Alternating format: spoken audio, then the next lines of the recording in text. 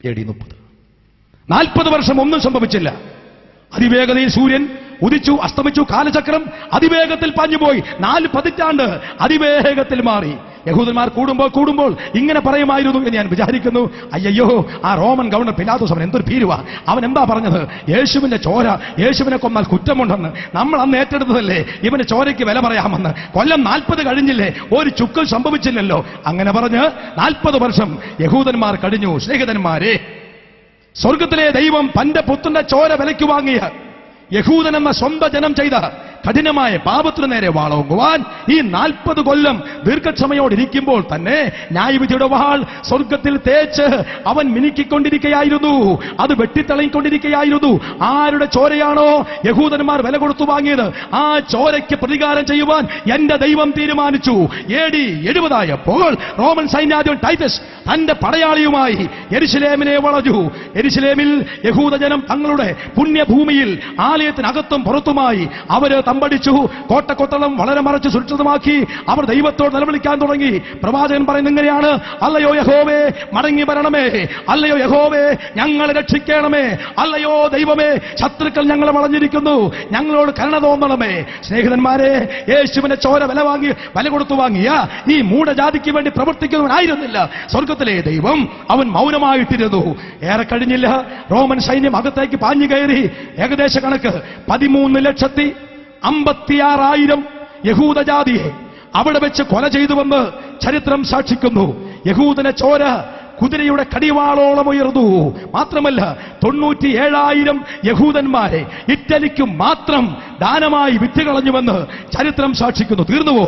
നിങ്ങൾക്കറിയാം, കഴിഞ്ഞ നൂറ്റാണ്ടുകൾ ഇവർ ലോകത്തിന്റെ വിവിധ രാജ്യങ്ങളിലേക്ക് അതിവേഗത്തിൽ പലായനം ചെയ്തു.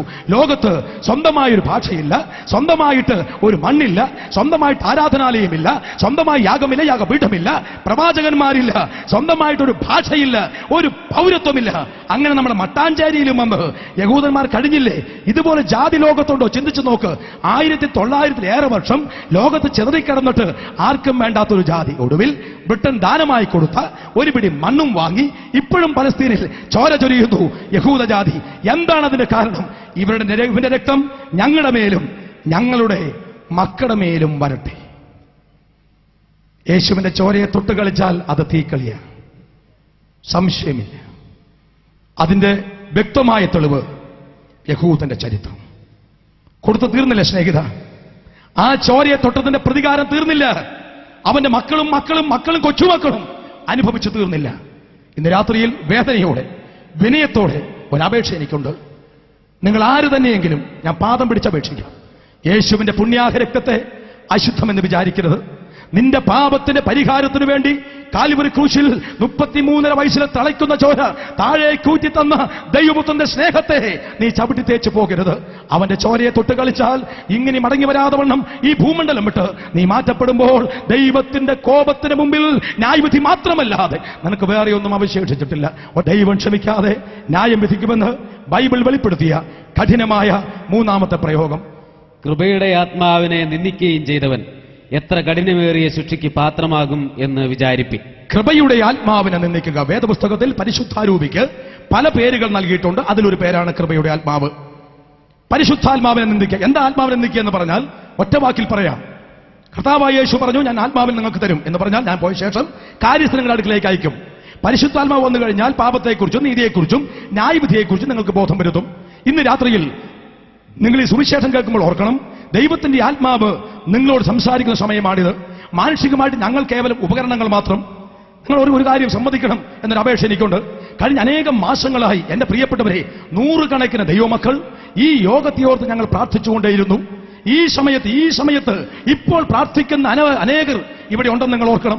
മാത്രമല്ല, ഈ കേരളത്തിന്റെ പല തെരുക്കോണിലും പല ഭവനങ്ങളിലും ഇന്ന് രാത്രിയിൽ ഈ പ്രസംഗത്തെ ഓർത്ത് ഈ സന്ദേശത്തിന്റെ ഗുണകരമായ ഫലകരമായ അനുഭവത്തിന് വേണ്ടി പ്രാർത്ഥിക്കുന്ന അനേക ദൈവമക്കളുണ്ട്. എന്താണെന്നറിയാമോ? ആ പ്രസംഗം ശരിയായോ ഇല്ലയോ അത് ഞങ്ങളുടെ വിഷയമല്ല. പാട്ട് എങ്ങനെയിരുന്നു അത് ഞങ്ങളുടെ ഒന്നാമത്തെ കാര്യമല്ല. ഞങ്ങളുടെ ഹൃദയത്തെ മതിക്കുന്ന ഏറ്റവും വലിയൊരു ഭാരമുണ്ട്. ഈ സുവിശേഷം കേൾക്കുന്ന ഞങ്ങളുടെ ബഹുമാന്യ ശ്രോതാക്കൾ പാപങ്ങൾക്ക് പരിഹാരം പ്രാപിച്ച് ദൈവമക്കളായി തീരണം. നീ ഒരു പാപിയാണ്, ദൈവ നീതിമാനാണ്, നിനക്ക് മരണശേഷം ന്യായവിധിയുണ്ട്. ഈ കാര്യം പരിശുദ്ധാത്മാവ് ബോധ്യമാക്കുമ്പോൾ, അയ്യോ കർത്താവേ, ഞാൻ പാപിയായ മനുഷ്യനാണ്, എന്റെ പാപത്തെ ക്ഷമിക്കണമേ, ക്രൂശിങ്കിലേക്ക് വരുന്നു, എന്റെ കർത്താവായ യേശുവിനെ എന്റെ രക്ഷിതാവായി ഞാൻ അംഗീകരിക്കുന്നുവെന്ന് ഞങ്ങളുടെ സഹോദരി സഹോദരന്മാർ പറയണമേ. അവർ അംഗീകരിക്കാൻ മനസ്സ് കൊടുക്കണമേ. ഇതാണ് ഞങ്ങളുടെ പ്രാർത്ഥന. പ്രിയപ്പെട്ടവരെ, പ്രസംഗിക്കാമെന്നല്ലാതെ പറഞ്ഞു കേൾപ്പിക്കാമെന്നല്ലാതെ ആരെയും ഈ വിശ്വാസത്തിലേക്ക് ബലമായി കൊണ്ടുവരുവാൻ ഞങ്ങൾക്ക് അനുവാദമില്ല. അതുകൊണ്ട് വളരെ വേദനയോടെ ആത്മാർത്ഥതയോടെ പാദം പിടിച്ച് ഒടുവിലായി ഞാൻ പറയുന്നു, നിങ്ങളുടെ പാപങ്ങൾക്ക് പരിഹാരം വരാതെ, യേശുക്രിസ്തുവിനെ രക്ഷിതാവായി ഉള്ളത്തിൽ കൈക്കൊള്ളാതെ ഒരാൾ പോലും എഴുന്നേറ്റ് പോകരുത്. ഒരു വാക്ക് പ്രാർത്ഥിക്കാൻ പോകുകയാണ്. ദയവ് ചെയ്ത് എല്ലാവരും കണ്ണുകളൊന്ന് അടയ്ക്കാമോ? ഒരു സെക്കൻഡ് തലയൊന്ന് താഴ്ത്താമോ? കാഴ്ചക്കാരായിട്ട് ആരും ഇവിടെയില്ല എന്ന് ഞാൻ വിനയത്തോടെ ഓർപ്പിക്കുന്നു. ദൈവമക്കൾ പ്രാർത്ഥിച്ചുകൊണ്ടിരിക്കുക.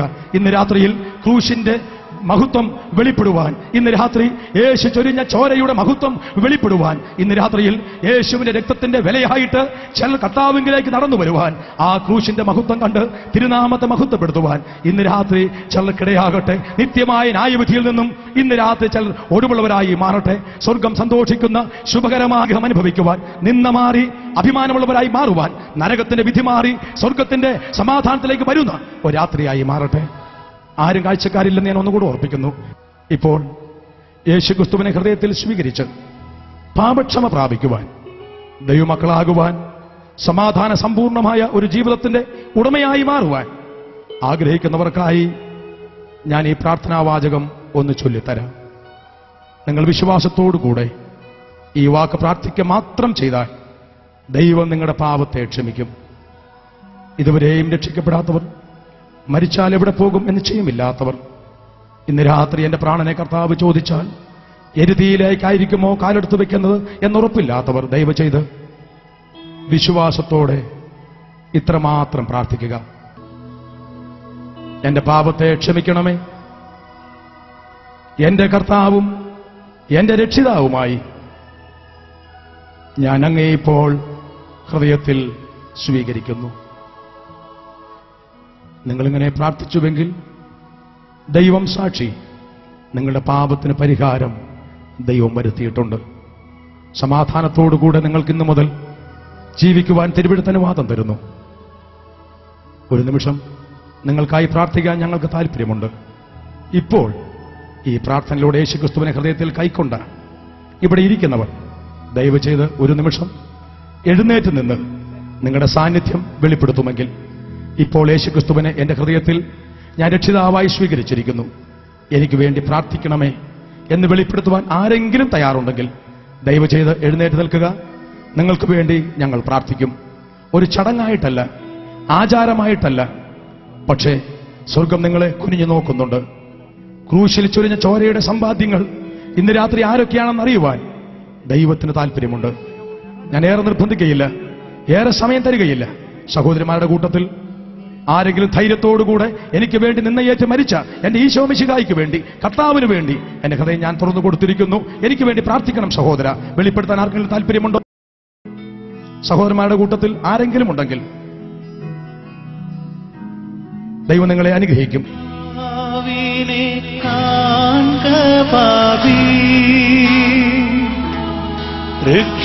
രക്ഷിതാവിനെ കാൺക പാപി, നിന്റെ പേർക്കല്ലയോ ക്രൂശിന്മേൽ തൂങ്ങുന്നു, നിന്റെ പേർക്കല്ലയോ ക്രൂശിന്മേൽ